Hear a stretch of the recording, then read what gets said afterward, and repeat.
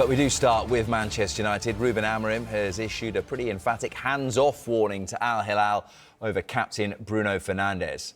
Al Hilal are willing to make Fernandes one of the best paid players in the world and pay United £100 million to sign him. Around half an hour ago, Amorim held a news conference in the aftermath of their post-season friendly in Hong Kong. This is what he said when asked whether Fernandes had just played his final game for the club. I don't think so.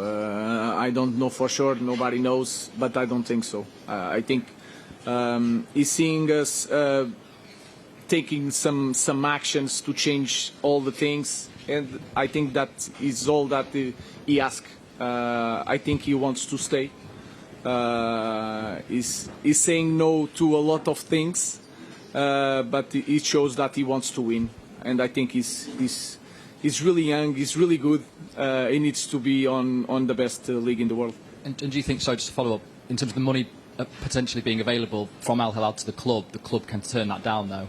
Sorry? Do you think that the amount of money that Al Hilal are offering, supposedly, the club can turn that down given the financial picture? Yes, we can find another way to win money. Ruben, do you speak? Have you spoken to Bruno? I don't know how it works. Do you have to have a conversation with him to clarify the situation, or? No, I'm of course I'm the manager, I'm the coach, but sometimes it's a decision of the player. But of course I talk with him, I explain things, and I just have that feeling when I talk to someone. You have the feeling if he wants to stay. Of course, sometimes in a lot of games this season he was so frustrated, but he knows what we are doing. So the feeling that I have every time I speak with him is that he wants to continue, for sure, in Manchester United, but you never know. Ruben, finally, has this trip been useful? And also, when you look at the players that you've got, the lessons that you've learned over the last 6-7 months, do you know what you think the makeup of your squad should be when you start training again in July, games again in Yes, August? I have a clear idea. We have a clear idea what we want.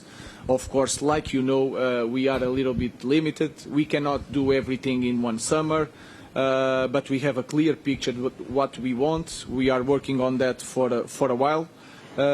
Let's wait and see. But of course, we have a clear picture of what we want for the next season. You've been looking forward to the end of the season. So, what for you now? Are you going off on holiday and switching off your phone, or is it to Carrington to do more work and start planning for next season? No, I can do the work without being at Carrington. I will stay in Manchester for a while, even for the kids to be there in the school.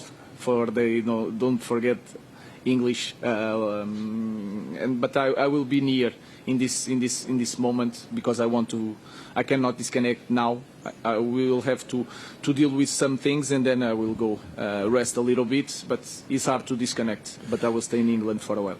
It's been a very quick trip to Hong Kong, but how do you reflect on the 48 hours, and would you like to come back for longer next time? Yes, with better results. I think it would be so much fun if you have good results, if you win titles, to come here.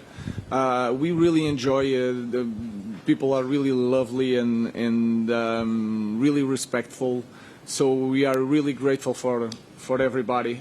We want to return with more time, but with titles, with better results, with more people watching the game. So of course we want to return. So you're heading into holidays now, or maybe not so much a holiday for you. Holiday for the players.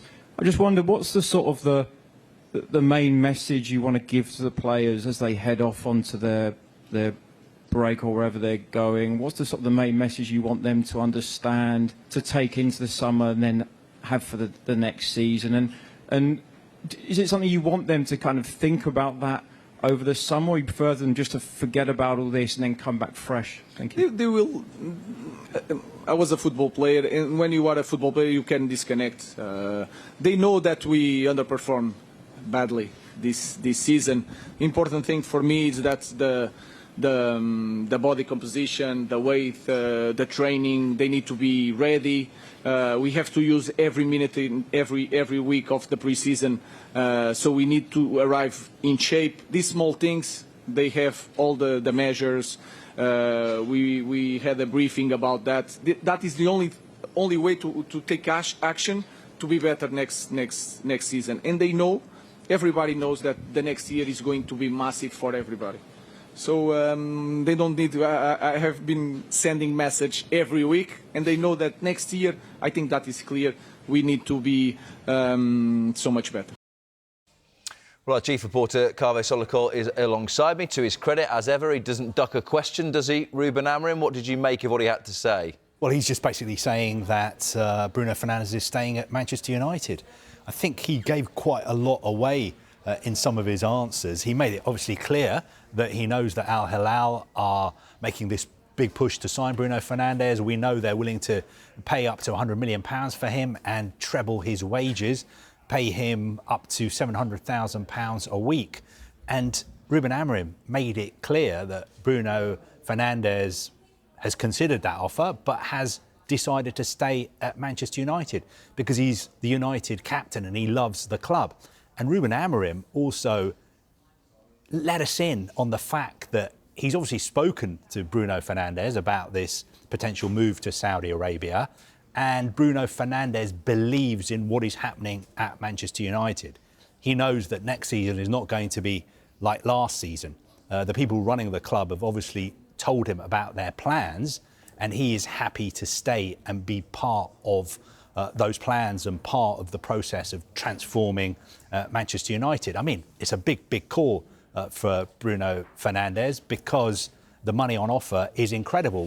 We've said all along, though, that Bruno Fernandes is not somebody who is motivated by money. And Ruben Amorim himself said it there, that he feels Bruno Fernandes is still a world-class elite player and it is too soon for him to be moving, with all due respect, to the Saudi Pro League. Therefore, do you think that if a club, one of Europe's elite, were to show a strong hand to want to bring Bruno Fernandes, that he might be a little bit more easily convinced than he is than going to Al Hilal? I think United are pretty insistent on the fact that they want Bruno Fernandes to stay. I think you could look at this and say United have got financial problems. He's 30, he's going to be 31. Why not cash in on him? They've missed out on the Champions League. But I think Bruno Fernandes is integral to Manchester United now. When they go on tour to Hong Kong and Malaysia, the fans want to see Bruno Fernandes. He's the star attraction. He's their best player at the moment. And I know Matheus Cunha is coming in as well, but it would be a massive blow if he was to leave. Now, he's got 2 years left on his contract. He signed a contract extension last summer. 2 years left on it to 2027, plus the option of another 12 months. So if Ruben Amorim is to be believed, and why would we not believe the Manchester United head coach, Bruno Fernandes is not going anywhere. He's going to turn down this approach from Al Hilal, which would lead to the question perhaps of what is his agent doing in Riyadh? Why was he in Riyadh yesterday being photographed going into the Four Seasons Hotel to have a meeting with senior Al Hilal executives?